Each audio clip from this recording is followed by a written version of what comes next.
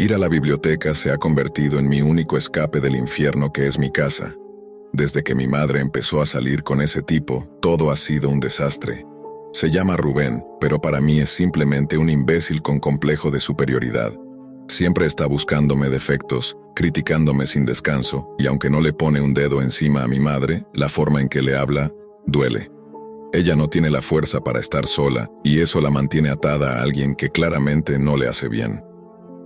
La biblioteca municipal, por suerte, sigue siendo un lugar tranquilo. Ya todos ahí se han acostumbrado a mi presencia diaria. Me siento en una esquina con mi portátil y aprovecho la conexión gratuita a Internet para hacer tareas y explorar la Deep Web. No es que ande en cosas ilegales, pero me gusta curiosear.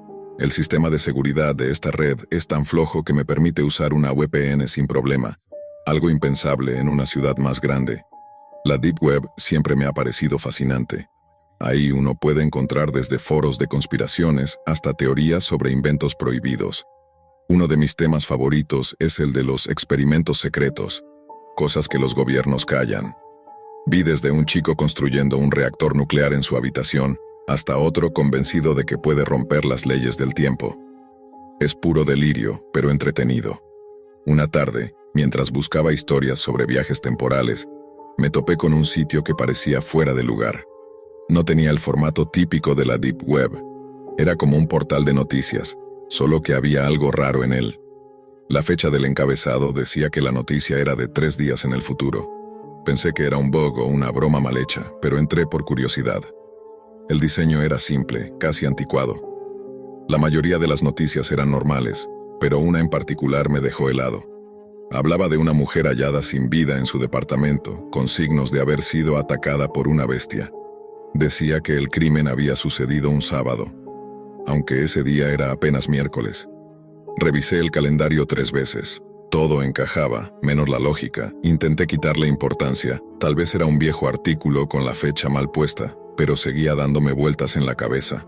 Unos días después, el domingo por la mañana, me despertó una llamada de Alicia, mi mejor amiga. Apenas respondí, su voz me hizo sentarme en la cama como un resorte. ¿Te acuerdas de esa noticia que me contaste de la Deep Web?, me preguntó, sin rodeos. ¿Cuál? ¿La de la mujer asesinada? Sí, esa. Pues, apareció una mujer muerta, exactamente como decía esa historia. El miedo me recorrió la espalda. Le pregunté si estaba segura, y me dijo que incluso vivía cerca de mi casa. Entré de inmediato al sitio web del periódico local. Y sí, la historia estaba ahí, con detalles que coincidían palabra por palabra con lo que leí en ese rincón de la Deep Web. Me quedé congelado, ya no podía decir que era una broma. Tuve que esperar al lunes para volver a la biblioteca. A primera hora ya estaba en mi rincón habitual, y esta vez Alicia me acompañó. Le conté todo. Ella quiso verlo con sus propios ojos. Entramos nuevamente al mismo sitio. Todo estaba igual, salvo que había una nueva noticia en tercera posición. Un nuevo crimen, otra vez con fecha futura. Estábamos a punto de hacer clic cuando Alicia puso su mano sobre la mía. ¿Y si no queremos saber? La miré. Temblaba, pero también estaba decidida. Yo tampoco sabía si quería saber, pero tenía que hacerlo. La noticia hablaba del asesinato de un anciano. Otra vez, los mismos detalles. Destrozado como si una criatura lo hubiera atacado. Y de nuevo, la publicación aparecía antes del crimen. Lo más espeluznante, justo debajo del titular, decía que más de 100 personas ya la habían leído. No somos los únicos que estamos viendo esto, dijo Alicia mirando el contador. ¿Y si le decimos a alguien? ¿Y quién nos va a creer? Entonces se le ocurrió algo, sacó su teléfono y marcó. La persona al otro lado respondió rápido. Departamento de Policía de Elmsville. ¿Cómo puedo ayudarla? Necesito hablar con el detective Herrera, dijo ella con voz firme. Cuando su padre respondió, sí, el detective Herrera era su papá, Alicia solo le dijo, tienes que venir a la biblioteca, es urgente. Tardó menos de 10 minutos en llegar. Cuando lo hizo, nos sentamos los tres frente a la computadora. Le mostramos el artículo. Le señalamos la fecha. El rostro del detective cambió. Sacó su celular, tomó fotos, anotó el nombre de la víctima y la dirección. No sé qué clase de sitio es este, pero voy a investigarlo, dijo. Luego nos miró a ambos. Si lo que me están diciendo es cierto, Tenemos poco tiempo. Alicia le pidió que se cuidara. Yo asentí en silencio, sintiéndome culpable por no haber hecho nada cuando leí la primera historia. El detective solo respondió: «Vamos a atrapar al responsable». Y se fue. Nosotros tuvimos que ir a la escuela. Nadie lo creería, pero ese fue el día más largo de mi vida. El miércoles llegó, y con él, el momento de comprobar si era verdad lo que estaba por pasar. Por la tarde del miércoles, las calles del barrio estaban extrañamente silenciosas. El detective Herrera se instaló temprano en la casa del anciano que aparecía en el artículo de la Deep Web. Había estudiado cada detalle: la dirección, la hora estimada del ataque, la descripción del crimen.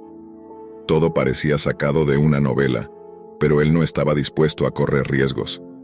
A las 7:50 de la tarde, mientras el cielo se teñía de naranja detrás de los edificios bajos de Elmsville, se colocó en una habitación trasera con las luces apagadas, observando desde una rendija en la puerta. Una patrulla sin identificación esperaba cerca, lista para intervenir si recibía la señal. Alicia y yo estábamos lejos de tranquilos. Yo me encontraba en la biblioteca, como siempre, frente a la pantalla de mi laptop, refrescando el sitio una y otra vez. Necesitaba saber si la historia cambiaría, si alguien estaba manipulando todo en tiempo real, si algo más se iba a revelar. El sitio tenía una estética simple: fondo blanco, texto negro, sin publicidad, sin botones visibles. No tenía buscador, ni pie de página, ni siquiera un menú. Era como si hubiese sido diseñado solo para mostrar lo que alguien, o algo, quería que viéramos. Cada historia era una advertencia, y cada palabra parecía escrita para nosotros. Mi corazón latía con fuerza. Revisé la página de nuevo. La historia del anciano seguía en el mismo lugar, mismo titular, misma fecha. Nada había cambiado, hasta que refresqué una vez más. Una nueva noticia apareció. Otro ataque. El terror regresa. Me quedé helado. No era la historia del anciano, era otra. Y el titular venía acompañado de una fecha: sábado por la noche, 2 días adelante. El texto aún no estaba completo. Solo se leía un fragmento: joven mujer encontrada sin vida en su hogar. El cuerpo presentaba signos de extrema violencia. Autoridades no descartan relación con otros casos recientes. Mis manos temblaron. Alicia. Volví a leer el fragmento. No había nombres, pero algo en el tono me hizo sentir que ya lo sabía. Las palabras parecían susurradas directamente a mi oído. Todo me decía que ella sería la próxima. Tomé mi teléfono y marqué. Al segundo timbre respondió. ¿Ya pasó algo?, preguntó ella. No, todavía no, mentí. Pero tienes que quedarte con tu papá, no te vayas a casa sola, ¿ok? Estoy bien, estoy con mi tía, pero dime qué está pasando. Le hablé de la nueva noticia, de la fecha, del tono. No dije su nombre, no hacía falta. Ella lo entendió. ¿Y tú qué vas a hacer? Voy a esperar aquí, si algo cambia te aviso. Ella se quedó en silencio. Luego dijo con voz baja: me da miedo, Ezequiel. Ese era mi nombre, Ezequiel. A mí también, respondí. Colgué con el corazón en la garganta y volví al sitio. La noticia aún no se había actualizado, pero seguía allí como una amenaza suspendida. A las 8:10 de la noche mi laptop emitió un pitido suave. Un mensaje emergió en pantalla. No era un correo, no era una ventana emergente común. Era algo distinto. ¿Crees que puedes detenerlo? No tenía firma, no tenía remitente, solo esas palabras. Mi cuerpo se tensó. Tomé una captura de pantalla y la envié al padre de Alicia. No respondía.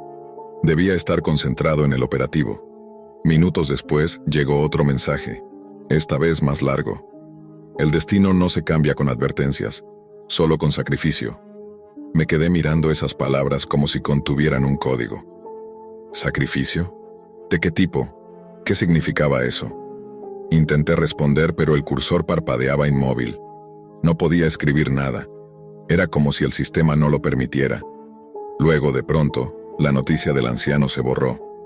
Desapareció por completo, como si nunca hubiera existido. Actualicé la página desesperadamente, pero nada, ni un rastro.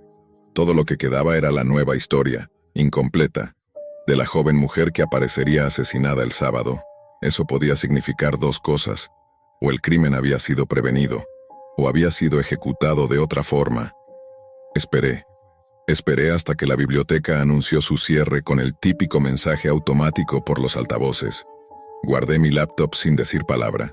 Salí al frío de la noche con la mochila en la espalda y el miedo colgando de los hombros. De camino a casa, el teléfono vibró. Era Alicia. Mi papá atrapó al tipo, dijo. Su voz sonaba más aliviada, pero también rota por el cansancio. ¿Qué dijo? No quiso hablar mucho, solo me miró y dijo que ese hombre no estaba bien, que era como si lo hubieran manipulado, como si alguien lo hubiera obligado a hacer eso. Tragué saliva. ¿Y ahora qué? No lo sé, respondió ella, pero me pidió que me quedara con él por unos días. Hazle caso, le dije. Colgué y me senté en la cama sin siquiera encender la luz. Saqué la laptop y la abrí una última vez. La noticia seguía allí, pero ahora había algo nuevo al final del texto. Observada, elegida, marcada. Miré fijamente esas palabras hasta que mi visión se nubló. La Deep Web había dejado de ser un pasatiempo. Ahora era un campo minado. Y ya no se trataba de lo que yo veía, sino de quién más me estaba viendo a mí. El miércoles llegó, y con él una tensión que no se podía ignorar. Cada minuto que pasaba en la escuela me parecía una eternidad. Todo lo que hacía, todo lo que decía alguien, todo lo que veía en mi entorno me parecía completamente insignificante comparado con lo que sabía que estaba por ocurrir. Victoria me miraba igual, fingiendo atención, pero claramente perdida en su cabeza, repasando una y otra vez lo que habíamos leído. A eso de las 5 de la tarde, recibí un mensaje del papá de Victoria. Solo decía: «Estoy en la casa, todo preparado».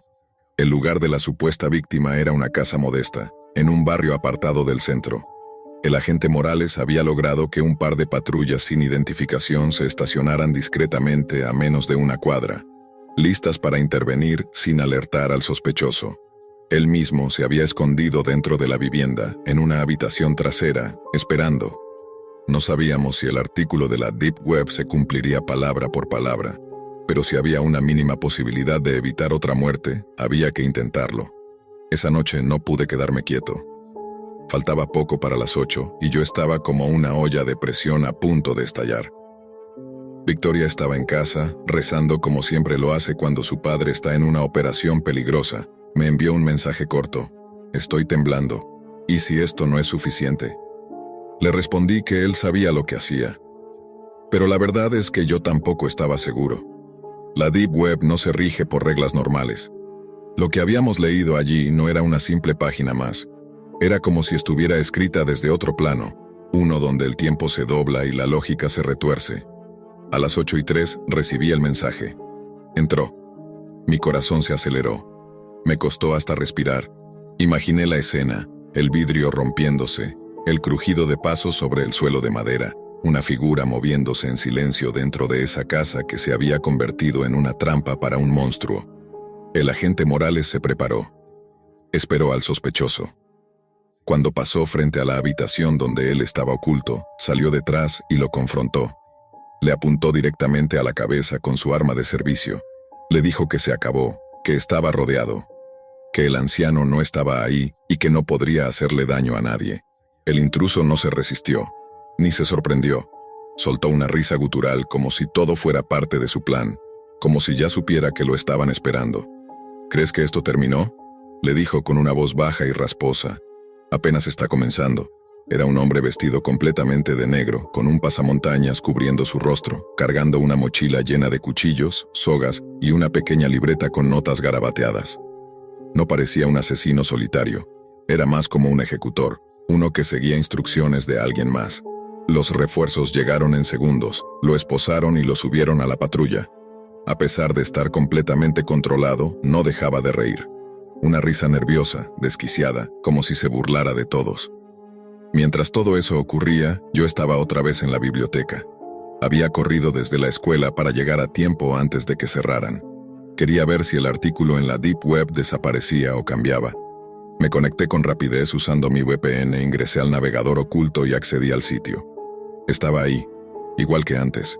Pero entonces, mientras lo miraba, ocurrió algo que me dejó paralizado. Una notificación emergente apareció en el centro de la pantalla. Un recuadro gris con letras negras. ¿De verdad pensaste que sería tan fácil atraparme? Mi piel se heló. Era como si me estuvieran hablando a mí directamente. La página comenzó a modificarse, línea por línea. El artículo original sobre el anciano fue borrado ante mis ojos, como si alguien lo estuviera reescribiendo en tiempo real. Palabras nuevas reemplazaban las anteriores. Nuevas frases aparecían como si la historia se estuviera reconstruyendo sola. Cuando se detuvo, el nuevo titular me hizo sentir como si me hundiera en un pozo. Joven muerta en su hogar. Sospechas apuntan a asesino serial. Fecha, jueves, y el nombre era el de Victoria. Sentí que el estómago se me comprimía en un nudo insoportable. Mis manos comenzaron a temblar, apenas podía sostener el teléfono mientras llamaba al agente Morales. Señor, la historia cambió, le dije con la voz quebrada. ¿Qué dice ahora? Es sobre su hija, dije, sintiendo que me quebraba con cada sílaba. Dice que va a morir mañana. El silencio al otro lado fue lo más aterrador que he sentido nunca. No podía ni respirar. Las letras en la pantalla seguían ahí, estáticas como una sentencia escrita por una mano invisible que se deleitaba en sembrar el terror. El artículo describía con precisión cómo Victoria sería encontrada sin vida en su habitación, en una escena tan brutal como las anteriores. Todo estaba detallado: la fecha, el método, incluso un supuesto mensaje que dejaría el asesino en la pared escrito con sangre. Cuando escuché la voz del agente Morales al otro lado del teléfono, noté que su tono ya no era el mismo. Era más bajo, cargado de rabia contenida. ¿Dónde estás ahora, Hugo? En la biblioteca. Vi cómo el artículo se actualizó, como si alguien lo estuviera escribiendo en tiempo real. No puede ser una coincidencia. Sal de ahí, ordenó con firmeza. Voy a recoger a Victoria y a llevarla a un lugar seguro. Quédate donde haya gente. Voy a enviar una unidad a tu ubicación también. Si lo que dices es cierto, esto ya no es solo un juego de mente, es una amenaza personal. Colgó antes de que pudiera responder. Sentí una mezcla entre alivio y desesperación. Sí, él estaba tomando acción. Pero, ¿y si el sitio de la Deep Web sabía también sus movimientos? ¿Y si todo esto era una trampa diseñada precisamente para hacernos correr, para dividirnos? Salí de la biblioteca apresurado. La oscuridad de la noche ya se había instalado sobre la ciudad, y la calle parecía más silenciosa de lo habitual. A cada paso que daba, sentía que alguien me observaba desde algún rincón, como si yo también fuera parte del siguiente artículo en ese maldito sitio. Mientras esperaba en la acera a la unidad que el detective había prometido, saqué mi teléfono y volví a abrir el navegador oculto. Contra todo juicio, no podía evitar seguir leyendo. Necesitaba saber más. Si el sitio había cambiado una vez, tal vez cambiaría otra vez. Lo que vi me heló la sangre una vez más. La página ya no mostraba la noticia de Victoria como portada. Ahora, en la parte superior del sitio, aparecía una sección nueva. Visualizaciones en tiempo real. Un mapa con puntos de luz parpadeantes. Uno de esos puntos estaba sobre mi ciudad. Y no solo eso, uno estaba justo donde yo estaba parado. El sitio mostraba mi dirección IP, encriptada pero presente. Y debajo una línea de texto: tú también estás en la historia. Retrocedí un paso sin querer. Era imposible. Estaba usando una VPN. No había forma de que el sitio supiera exactamente desde dónde me conectaba, ¿verdad? En ese momento el coche de la policía se detuvo frente a mí.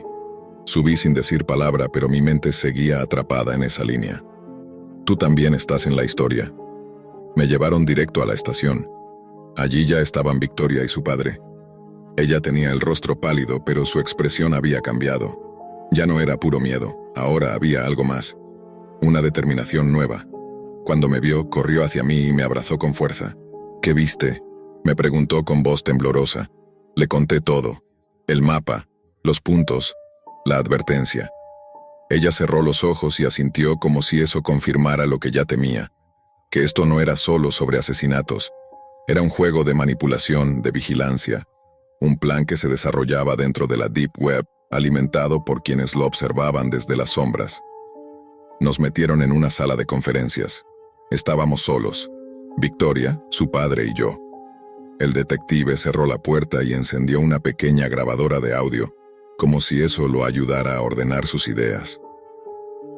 Esto que estamos viendo no es solo una serie de crímenes, comenzó diciendo.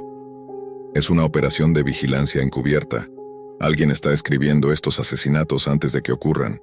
Alguien que tiene acceso a información privada, a patrones de movimiento y a datos en tiempo real. Esto va más allá de un psicópata suelto. Es una red, tal vez incluso una comunidad entera dentro de la Deep Web. ¿Una comunidad?, pregunté, incrédulo.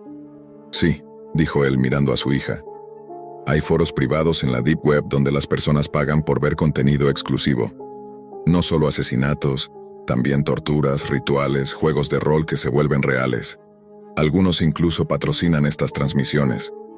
Si este sitio está prediciendo asesinatos, tal vez no lo esté haciendo solo por placer. Tal vez lo están vendiendo. Me sentí como si el mundo se hubiera vuelto más oscuro con cada palabra. Victoria apretó mi mano. Su padre continuó. La pregunta ahora es, ¿por qué ustedes? ¿Por qué leer esas noticias antes? ¿Por qué permitirles ver lo que otros no pueden? Nos quedamos en silencio unos segundos hasta que Victoria murmuró. Porque no somos solo espectadores, somos el anzuelo. Esa idea quedó suspendida en la sala. Era aterradora, pero tenía sentido. Alguien, desde esa red oculta de la Deep Web, nos había escogido. Nos estaba guiando, usando el miedo como herramienta, el conocimiento como trampa. El detective Morales se levantó de su asiento y empezó a caminar de un lado a otro. Tenemos que cerrar ese sitio, trazar su origen. No importa si está escondido tras 1000 capas de anonimato, vamos a encontrar a quien lo maneja. No podemos esperar a que publique otro nombre. No podemos dejar que alguien más muera. Pero el reloj corría. Y lo sabíamos bien. La próxima publicación podría aparecer en cualquier momento. Esa noche nadie durmió. Aunque la estación de policía estaba relativamente protegida, cada rincón parecía inseguro. Cualquier sombra al otro lado del vidrio podía ser alguien observando. Cada ruido en el pasillo, una advertencia. Victoria se sentó a mi lado, en silencio, sin soltar mi mano. El detective Morales, su padre, no dejaba de moverse. Revisaba su celular, hacía llamadas, escribía correos, lo que fuera necesario para rastrear ese sitio. Pero todos sabíamos en el fondo que rastrear algo en la Deep Web no es como rastrear algo en la red superficial. Las reglas no aplican. Lo que ves allí, lo que lees, a veces no es ni siquiera real en términos convencionales.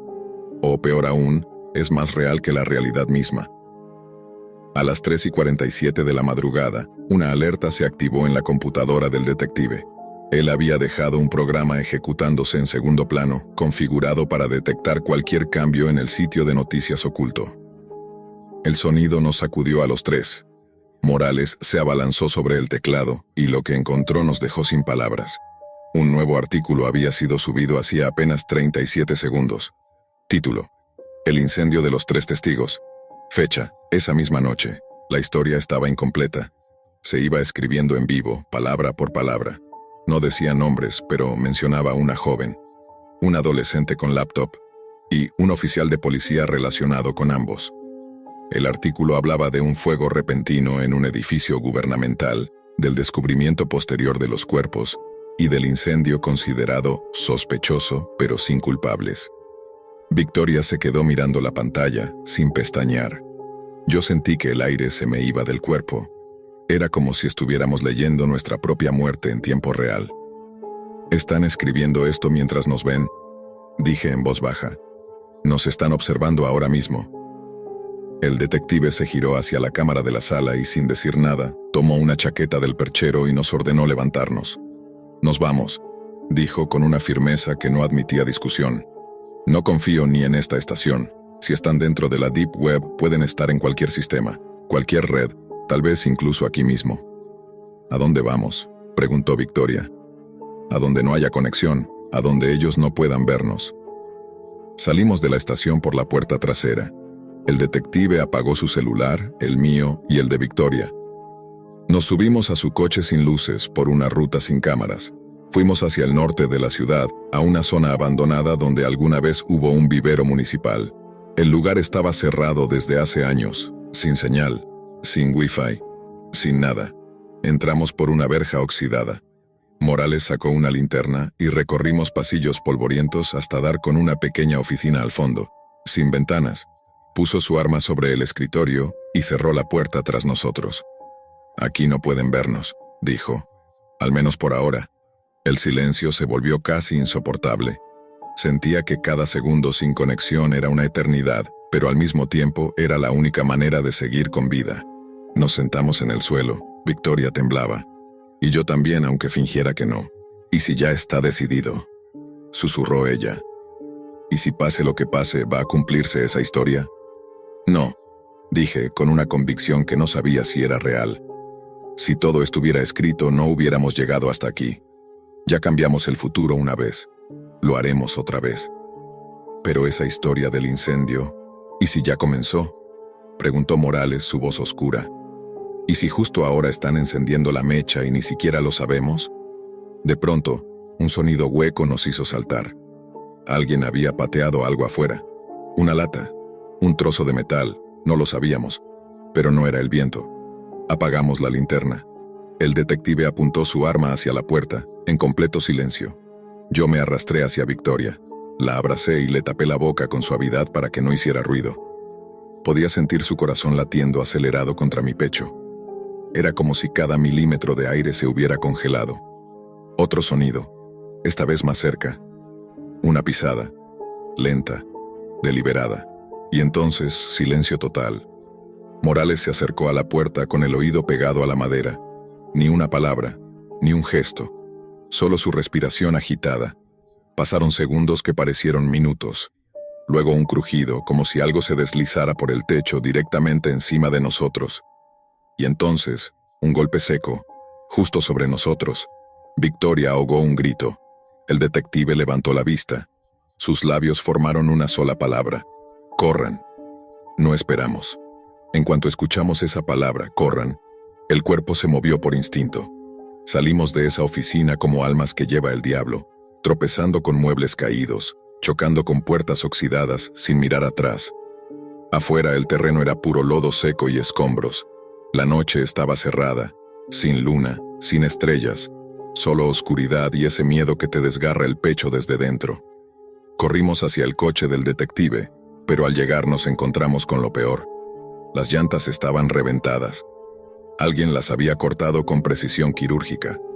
Morales lanzó una maldición entre dientes, girando sobre sí mismo con la pistola en alto, buscando al responsable en la espesura. No fue un vagabundo, dijo sin dejar de apuntar hacia la nada. Esto fue planeado. Victoria jadeaba. Su respiración era entrecortada, los ojos dilatados por el pánico. Me tomó del brazo y susurró. Nos están cazando, Hugo. No nos están viendo desde la Deep Web, están aquí. Están en el mundo real. No hacía falta que lo dijera, lo sabíamos.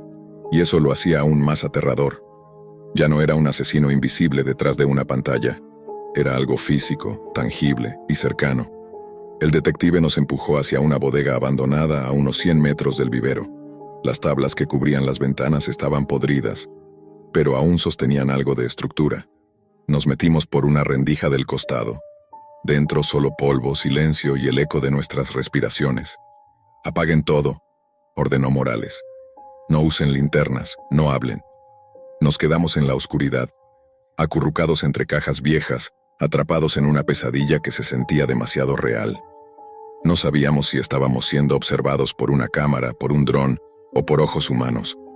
Lo único que sabíamos era que alguien había escrito el futuro, y ese futuro nos incluía a nosotros. Permanecimos en silencio durante casi una hora, y entonces, sin previo aviso, mi teléfono vibró. Lo había apagado. Estoy seguro de eso, pero vibró. Lo saqué del bolsillo con las manos temblando. En la pantalla, sin haber desbloqueado nada, se mostró un mensaje. Solo uno. Corto. Frío. Ya no pueden esconderse. No tenía señal, no tenía conexión, pero el mensaje estaba ahí. Se lo mostré a Victoria. Ella se tapó la boca. El detective lo leyó también y por primera vez vi algo en sus ojos que me hizo sentir un escalofrío más profundo que el miedo. Incertidumbre total. Ni siquiera él sabía qué hacer ahora. Esto no es solo la Deep Web, dijo en voz baja. Esto va más allá. Están dentro de nuestros dispositivos, aunque estén apagados, aunque no estén conectados. Entonces, como si el universo confirmara sus palabras, las cajas a nuestro alrededor comenzaron a temblar, como si alguien las hubiera golpeado desde el otro lado del muro. 1, 2, 3 golpes. Después, silencio otra vez. Y luego, un sonido que no se me va a olvidar nunca. El chirrido de una carcajada distorsionada saliendo de mi propio teléfono. No era una notificación. Era como si el dispositivo se hubiera convertido en un altavoz para alguien más. La risa era grave, gutural, siniestra. Una mezcla entre voz humana y ruido electrónico. Y luego una frase distorsionada como si la voz estuviera hecha pedazos. Gracias por seguir el juego. El detective tomó el teléfono de mi mano, lo arrojó al suelo y le disparó 2 veces. Los restos quedaron humeando, carbonizados, pero la sensación no se fue. La idea no desapareció. No estábamos a salvo. No lo habíamos estado desde el primer día que me metí en ese sitio en la Deep Web. Desde que leí esa primera noticia. Lo entendí en ese momento. El sitio no predecía los asesinatos, los creaba. Nos están manipulando, susurré, como si fuéramos parte de un experimento. Morales levantó la vista lentamente. No un experimento, un espectáculo. Nos quedamos en silencio. Yo sentía que la presión en mi pecho aumentaba con cada segundo. Victoria se abrazó las piernas. Estaba llorando pero sin sonido, como si su cuerpo ya no pudiera gritar. El detective volvió a hablar, pero esta vez su voz era distinta. Ya no era el policía frío y calculador. Era un padre. Un hombre al borde de la desesperación.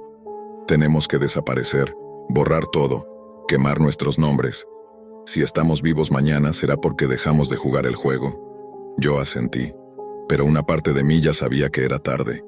Habíamos cruzado un umbral, y los que hacen eso no suelen regresar. La madrugada se volvió infinita. No sabíamos si el tiempo pasaba lento o si simplemente estábamos atrapados en una especie de limbo. Afuera, el mundo seguía en silencio, pero ese silencio ya no nos parecía natural. Era demasiado intencional, como si alguien lo estuviera controlando para que no escucháramos lo que venía. Al amanecer, el detective Morales tomó una decisión: desaparecer, no irnos de la ciudad, no cambiar de casa, desaparecer completamente. Borrar nuestras identidades digitales, abandonar nuestros dispositivos, salir del mapa por completo. Pasamos ese día en movimiento, cambiamos de ropa, tomamos efectivo, usamos rutas que nadie recordaría. Nada de GPS, nada de llamadas, nada de conexiones. Cualquier dispositivo con posibilidad de rastreo fue destruido. Nos convertimos en sombras, en fantasmas dentro de nuestra propia ciudad. El detective tenía un amigo en las afueras, un exagente retirado con una pequeña casa cerca de la sierra. No había internet, no había cobertura, era perfecto. Durante 3 días no supimos nada del mundo exterior. No nos conectamos, no accedimos a la Deep Web, no hicimos preguntas. Solo dormíamos por turnos, comíamos lo que encontrábamos y hablábamos poco.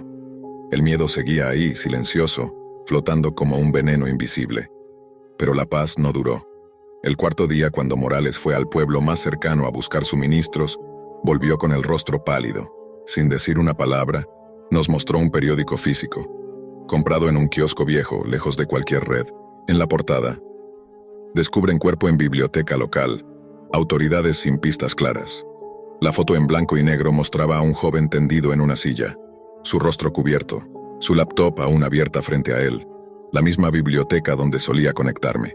El mismo rincón. Pero eso no fue lo que nos quebró. Lo que nos quebró fue lo que estaba en el recuadro inferior. Un nuevo sitio de noticias había sido encontrado alojado en servidores ocultos. Al parecer, su contenido consistía en crónicas detalladas de asesinatos, siempre publicados antes de que ocurrieran.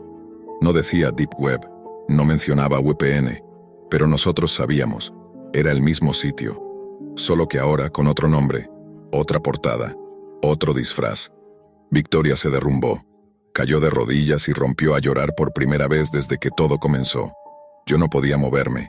Mi mente solo repetía una cosa: nunca se trató de detener al asesino, porque el asesino no era un hombre, era un sistema, era la Deep Web misma, viva, hambrienta, y siempre un paso adelante. Morales no dijo nada. Se sentó junto a nosotros, solo miró al vacío. En su mano, aún arrugado, el periódico seguía mostrando el rostro pixelado del chico asesinado en la biblioteca. Alguien había retomado la historia. Alguien había decidido que el juego no debía terminar. Esa noche, Al volver a la cabaña, encontramos un sobre en la puerta. No había marcas, solo 2 palabras escritas a mano: bienvenidos de vuelta. Dentro, una memoria USB y una nota: el show no termina hasta que se apagan todas las luces. No la abrimos, no esa noche, tal vez nunca, porque sabíamos lo que contenía. El siguiente capítulo: un archivo, un video, una línea de código, o tal vez simplemente una nueva historia escrita antes de que ocurra. Pero esta vez ya no pensábamos huir. Ya no éramos víctimas, ya no éramos testigos.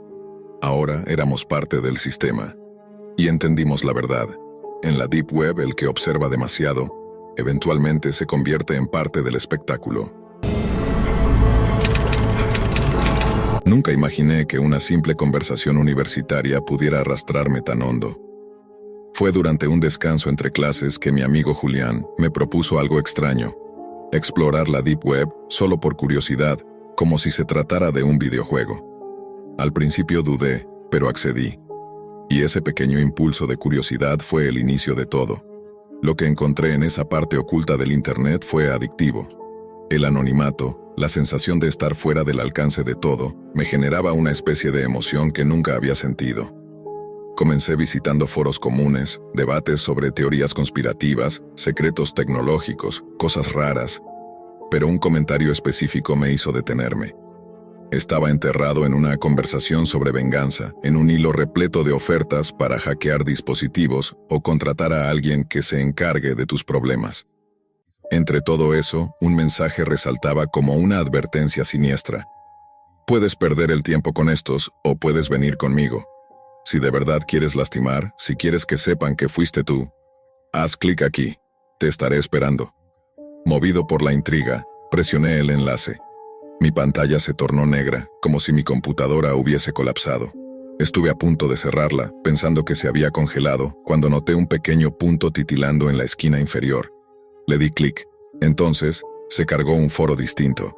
Algo en su aspecto, en su estructura, me dijo que esto no era un juego. Esto era la verdadera Deep Web. El contenido era grotesco, fuera de todo sentido común. Había desde publicaciones buscando adopciones privadas sin registros, hasta ofertas para desaparecer a personas por cifras astronómicas. En las siguientes 2 semanas me obsesioné. Pasaba cada noche conectado a ese foro, desplazándome por los mensajes como si leyera una novela de terror. Primero comencé respondiendo a publicaciones absurdas, como un simple juego mental, pero el anonimato me hizo más atrevido. Empecé a escribir en hilos más oscuros, solo por ver qué ocurría. Hasta que lo encontré. Un mensaje sencillo, pero perturbador. Un asesino a sueldo ofreciendo sus servicios en mi zona. No lo pensé. Le escribí. Obviamente no tenía ninguna intención real. Solo inventé una historia sobre un supuesto vecino problemático, alguien que generaba rumores en la calle, y dije que quería que lo quitaran del medio. Era solo una prueba, pero lo que vino después me congeló por dentro. En lugar de recibir una respuesta en el mismo foro, el bloc de notas de mi computadora se abrió solo. Las letras comenzaron a aparecer como si alguien más estuviera escribiendo en mi equipo. No estaba conectado a ningún sitio. Todo estaba cerrado. Y sin embargo, ahí estaba. Un mensaje que decía: estoy aquí, ¿lo quieres fuera? Mi tarifa empieza en 5,000. Apagué la pantalla de inmediato, paralizado. Todo esto era una locura. Pero la computadora se encendió sola. El bloc de notas reapareció. Esta vez solo decía: ¿sigues ahí? Estoy cerca. Me puse a escribir frenéticamente, diciendo que me había arrepentido, que no quería hacer nada. Pero la respuesta fue clara y seca: muy tarde, nos vemos pronto. Me lancé hacia el interruptor de la luz y apagué todo. La habitación quedó sumida en sombras. Corrí hacia la ventana. Corrí la cortina con cautela y espié la calle, iluminada por la luna. El silencio era opresivo. Entonces, vi el auto. Un viejo sedán gris avanzaba lentamente por la calle. Vivo en un callejón sin salida, así que nadie entra aquí por accidente. El coche se detuvo frente a una de las casas vecinas. Era la misma que había mencionado en mi historia ficticia. Una luz se encendió dentro. Era como si mi absurda broma hubiera convocado algo real. Vi cuando se abrió la puerta del auto y un hombre descendió.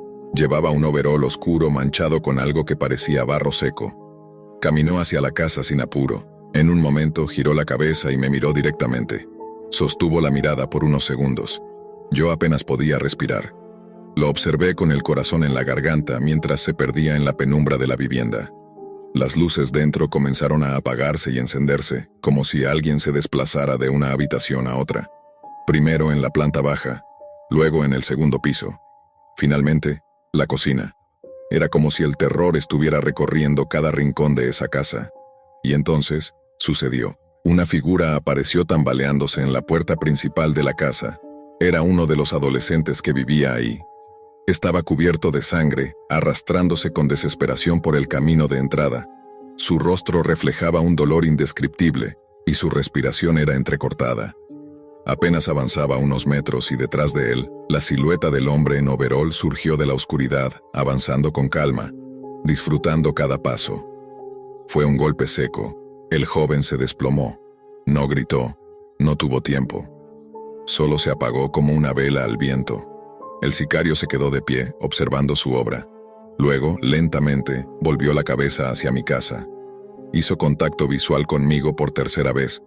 No sonrió. No hizo un gesto. Simplemente alzó la mano, metió los dedos en el bolsillo de su overol y sacó un teléfono. Mi computadora, que yo había dejado apagada, se encendió sola. El bloc de notas apareció una vez más con un nuevo mensaje. El pago, antes del amanecer, o tú eres el siguiente. Sentí como si el suelo desapareciera bajo mis pies. Ya no podía fingir que todo esto era parte de un experimento. Esto era real. Había provocado una tragedia. Había usado la Deep Web como si fuera un lugar de juegos, sin imaginar que hay cosas ahí dentro que no se pueden controlar, ni revertir. En cuestión de minutos, cambié la vida de una familia entera por un impulso estúpido. No sabía qué hacer, no podía llamar a nadie sin incriminarme. No podía dormir, no podía escapar. Solo podía mirar la pantalla con el corazón latiendo enloquecido, sabiendo que alguien, en algún punto de esa red maldita, sabía exactamente dónde estaba, y no necesitaba permiso para volver. Siempre he sentido rechazo por ir a los parques. No tiene nada que ver con los árboles, el aire fresco o la naturaleza. Lo que realmente me revuelve el estómago es ver a la gente jugando con sus mascotas. Sé que puede sonar raro, pero después de lo que viví, tú también vas a dejar de ver a los animales con ojos inocentes. Me llamo Lucía y todo ocurrió hace 6 años. En ese entonces tenía 21 años y acababa de graduarme de la universidad. Era un jueves cualquiera y fui al pequeño supermercado que queda justo frente a mi edificio para comprar unas cuantas cosas. Apenas tenía dinero, así que solo tomé lo mínimo necesario. Cuando llegué a la caja, el empleado, un tipo llamado Rodrigo, al que conocía solo de vista porque vivía por la zona, me miró con algo de pena. No éramos cercanos, pero reconocía mi rostro. Mientras escaneaba mis cosas, me soltó algo que no esperaba. No quiero parecer entrometido, Lucía, pero parece que estás pasando un mal momento económico. No le respondí, la vergüenza me paralizó. Entonces me miró con una expresión extrañamente amable y agregó: no hay nada de qué avergonzarse. Si estás interesada, tengo algo de trabajo para ti. Que alguien me ofreciera trabajo en ese momento fue como un salvavidas. Le pregunté en qué consistía y cuánto pagaban. Él me contestó que podríamos hablar más tarde sobre los detalles, pero que el pago valdría la pena. Luego sacó un fajo de billetes y me los entregó. Considéralo un adelanto, me dijo con una sonrisa. Pero recuerda, cuando se paga así de bien, el trabajo no es para cualquiera. Me pidió mi número de teléfono para contactarme luego. Pasaron varios días sin noticias y para cuando finalmente supe de él, ya había gastado gran parte del dinero. Estaba comprometida, aunque no tuviera idea de en qué me había metido. A las 3 de la madrugada recibí un mensaje de Rodrigo. ¿Lista para saber de qué se trata el trabajo? Le respondí que era tarde, pero que sí, que quería saber. Fue entonces cuando me pidió que descargara un navegador llamado Tor Browser. No entendía mucho, pero seguí sus instrucciones. Me envió un enlace con un mensaje escalofriante. No sé si has oído hablar de la Deep Web, Lucía, pero este enlace te lleva directo a ella. Me explicó que era una especie de sitio exclusivo donde se publicaban videos de mujeres comiendo. Lo describió como una especie de ASMR extremo. Esto es solo para que te vayas acostumbrando, agregó. Recuerda que el dinero fácil no existe. Empiezas la próxima semana. La incomodidad me invadió. Todo sonaba mal, pero la curiosidad fue más fuerte y di clic. El sitio se llamaba Alimento Primario. En letras grandes decía: Bienvenido, consumidor auténtico. Tuve que pagar una cuota de acceso para ver el contenido. Cuando por fin cargó el primer video, lo que vi me dejó helada. Una mujer sentada, con una sonrisa torcida y enferma, esperaba frente a una jaula llena de gatitos. A su lado, un hombre enorme, el mismo que aparecería en cada grabación, abrió la jaula, agarró un gatito con sus manos como si no valiera nada, y lo despedazó con brutal facilidad. Sin chistar, arrojó el cadáver hacia la mujer, quien empezó a devorarlo crudo. El video fue una pesadilla. Se veía claramente cómo los órganos del animal salían de su boca mientras lo masticaba entre risas y jadeos. Apenas terminó, vomité. El sonido atrajo a mi vecino, que golpeó mi puerta. Le dije que estaba bien, que solo había visto algo feo en internet. No sabía cómo explicarle que había sido testigo de un ritual monstruoso en la Deep Web. Esa noche no dormí. Ahora entendía por qué Rodrigo nunca fue claro sobre el trabajo.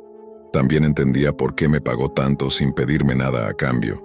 Lo que me ofrecía no era un empleo, era una condena. Durante los días siguientes evité salir. Dejé de ir al supermercado, de contestar sus mensajes. Pensé que quizás, si me alejaba, se olvidaría de mí, pero no fue así. Sentí que perdía la noción del tiempo y del espacio. Durante los siguientes 30 minutos me sometieron a esa tortura repetidamente. No podía escapar, no podía luchar más. Al terminar, simplemente quedé allí, inmóvil, sin fuerzas para nada. Me desataron y me llevaron a una pequeña habitación donde pasé la noche vomitando sin parar. Cada día la pesadilla se repetía con animales diferentes. Perezosos, cachorros, pequeños pájaros. Cada uno peor que el anterior. Mi cuerpo se debilitaba y mi mente se nublaba. Pasaron los días, o al menos eso suponía.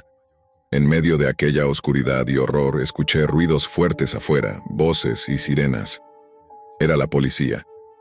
Un atisbo de esperanza me invadió. Quise gritar, avisar que estaba ahí, que me salvaran. Pero mi cuerpo se resistió. Caí en convulsiones y perdí el conocimiento mientras policías irrumpían en el lugar. Desperté en un hospital. Alrededor de mí estaban mi madre, un médico y mi vecino. El doctor me explicó que habían encontrado en mi cuerpo bacterias peligrosas como salmonella y listeria, producto de haber consumido carne cruda en condiciones insalubres. Mi madre me contó que mi vecino había notado que llevaba días desaparecida y que había dado aviso a la policía, quienes rastrearon mi teléfono y lograron localizarme. La policía me hizo preguntas y les conté todo lo que sabía sobre ese lugar en la Deep Web y la red de personas que consumían ese contenido horrendo. Me dijeron que habían rescatado a más de 70 mujeres en aquel almacén, muchas de ellas ya sin vida. La investigación seguía abierta, pero entendí que había poco que hacer frente a una red con más de 15 millones de seguidores, verdaderos comensales que apoyaban esas atrocidades. Han pasado 6 años desde ese infierno. Me mudé nuevamente con mi madre, sigo en terapia, pero nada puede borrar el trauma. Apenas puedo comer y ver a un perro o un gato me provoca náuseas, porque cada vez que los miro, solo puedo imaginar sus entrañas y el horror que viví. La Deep Web me mostró el lado más oscuro de la naturaleza humana y eso cambió mi vida para siempre. Cuando abrí los ojos esta mañana, jamás imaginé que ese día daría un giro irreversible a mi existencia. Durante los últimos meses, mi realidad ha sido una lucha constante contra la miseria. Perdí mi empleo durante la pandemia, estoy enterrado en deudas, y el propietario del lugar donde vivimos, un hombre llamado Ezequiel, ya fue claro. Si no le pago los $200 que le debo hoy mismo, nos va a lanzar a la calle. Y cuando digo nosotros, me refiero a mí y a mi pareja, Alma, que además está embarazada. Vivimos prácticamente de lo que cae. Twinkies rancios, sobras de máquinas expendedoras y últimamente ni eso. No tenemos cama, ni sillas, ni siquiera una mesa. Tuve que vender cada cosa que había en ese apartamento para poder aguantar unos días más. Pero ahora no queda nada. Y lo peor es que Alma necesita atención médica, medicamentos, vitaminas. Y yo ni siquiera puedo ofrecerle una comida decente. Con esa desesperación anudada en la garganta, salí del departamento al amanecer. Caminé sin rumbo por las calles de la ciudad, buscando alguna oportunidad milagrosa para conseguir algo de dinero. Algo. Lo que sea. Pero nada. Estaba débil, mareado, me ardía la cabeza. Ni siquiera sabía si tenía fiebre o solo era el hambre haciéndome alucinar. Después de más de 3 horas caminando, sin ver una sola puerta abierta para mí, me desplomé sobre la acera. Estaba por desmayarme cuando el teléfono vibró. Era Alma, contesté. Y del otro lado escuché su voz temblorosa. Leo, Ezequiel va a venir a las 7. Dice que si no pagamos, nos echa. ¿Dónde estás? Por favor, regresa. No tuve valor de responderle nada. Cerré los ojos. No podía permitirle escuchar el nudo de impotencia que tenía en la garganta. Revisé mis bolsillos. Una colilla de cigarro y una caja de fósforos. Eso era todo. Bueno, eso y los $50 que aún quedaban en mi cuenta bancaria. No sé cuánto tiempo estuve tirado ahí, como un desecho.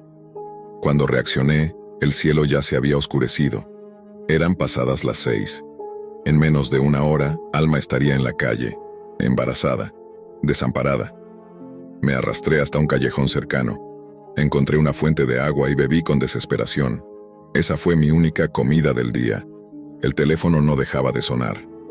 Llamadas perdidas de Alma, pero no las respondí. ¿Qué iba a decirle? ¿Que no tenía nada para ofrecerle? Me lavé la cara, y en ese instante mis ojos se clavaron en una botella rota tirada en el suelo. La idea vino sola, como un relámpago en medio del colapso. Tal vez acabar con todo era la única salida, una herida bien profunda y se terminaría el sufrimiento. Me senté sobre el pavimento húmedo, encendí el último cigarro. El sabor era rancio, pero eso poco importaba ya. Esperaría a terminarlo y después usaría aquel cristal roto para terminar con esta miseria. Pero entonces me detuve. Pensé en Alma. ¿Qué pasaría con ella? ¿Sobreviviría sola allá afuera? ¿Daría a luz en la calle? ¿Moriría lentamente por mi ausencia? Esa idea fue aún más insoportable. Y fue ahí, en ese momento de desesperación total, cuando recordé algo. Algo que había sido parte de mi adolescencia oscura. La Deep Web. Sí. Aún tenía el navegador Tor en mi celular. Sin pensar mucho lo abrí. El logo apareció en la pantalla como una ventana a los rincones más torcidos de la red. No tenía un objetivo claro, pero algo me decía que la solución estaba ahí. Empecé a navegar como lo hacía en mis días de estudiante. Foros, anuncios, mensajes encriptados. Y entonces apareció uno. Un pequeño banner en la esquina inferior de la pantalla decía: ¿buscas alivio? Contrata a un profesional. Solo $50. Le di clic. El sitio se cargó lentamente, con un fondo negro y letras rojas parpadeantes. Pedía que completara ciertos campos: dirección, detalles de la víctima, método preferido, y una advertencia. Una vez confirmes el pago, el contrato será irreversible. No sé qué clase de sombra me nubló la conciencia, pero en ese momento pensé que era lo más humano que podía hacer: aliviar a Alma. Liberarla del sufrimiento que este mundo le iba a lanzar encima. Llené los datos. Di la dirección de nuestro apartamento. Pagué con los $50 que me quedaban. La pantalla parpadeó y apareció un nuevo mensaje. El ejecutor se comunicará contigo en breve. Recuerda, no hay marcha atrás. Entonces sonó el teléfono. Número desconocido. Lo contesté con las manos temblando. ¿Está ella sola?, dijo una voz grave. Sí, respondí. Perfecto, el trabajo se hará en 30 minutos. Este será nuestro último contacto. Me tragué el nudo en la garganta y dije: sí, es un trato final. Silencio. Luego el clic. La llamada terminó, y fueron las palabras más pesadas que he pronunciado en mi vida. Justo entonces, el teléfono volvió a sonar. El reloj marcaba las 6:30 de la tarde cuando el silencio de mi habitación fue roto por la vibración insistente de mi teléfono. La pantalla mostraba el nombre de mi banco. Sin entender cómo, contesté. Una voz femenina, profesional y distante, me comunicaba que había sido seleccionado para un sorteo especial y que pronto mi cuenta recibiría un depósito de $1000. La incredulidad me paralizó. $1000. La suma era suficiente para pagar la renta y darle a Alma la atención que necesitaba. Mi corazón se llenó de una esperanza casi olvidada, y una oleada de alivio comenzó a disipar esa nube oscura que me envolvía. Por primera vez en semanas, me sentí vivo, salvado. Pero la realidad volvió como un golpe frío. Recordé la llamada del sicario, el trato sellado y la advertencia. No hay vuelta atrás. La angustia se apoderó de mí.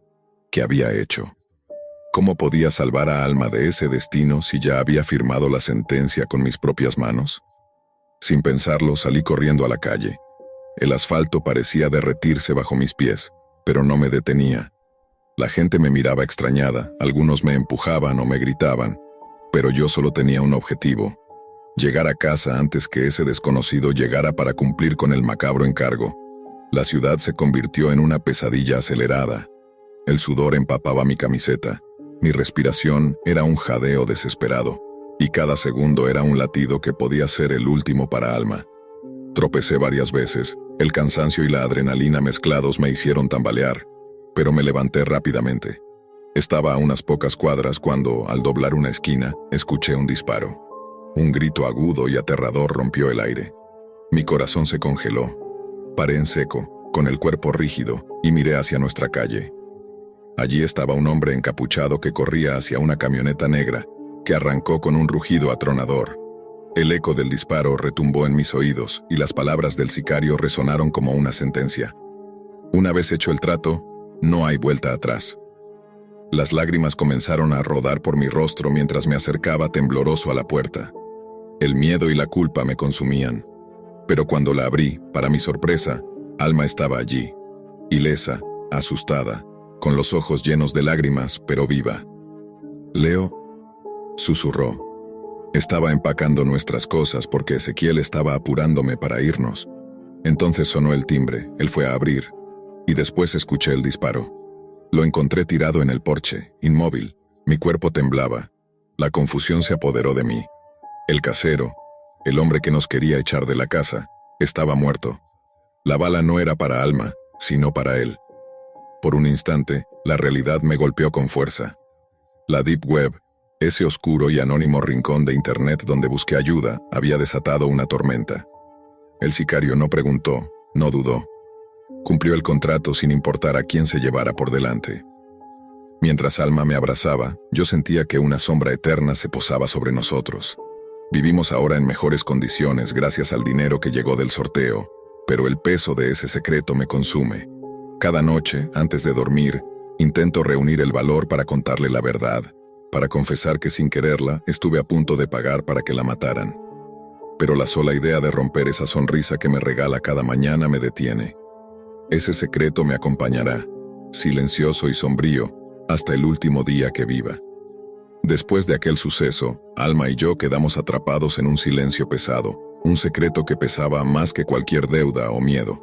Nadie sabía lo que había pasado realmente.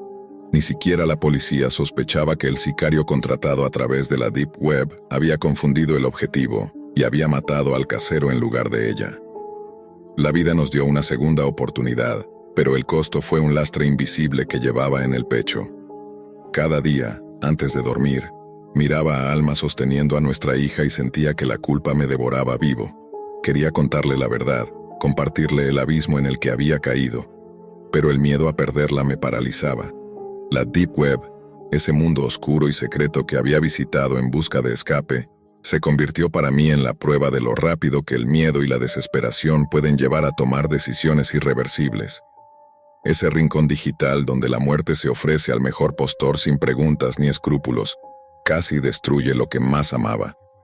Ahora vivimos con la esperanza de un futuro mejor, con la certeza de que la vida puede ser impredecible y cruel, pero también con la lección grabada en la piel.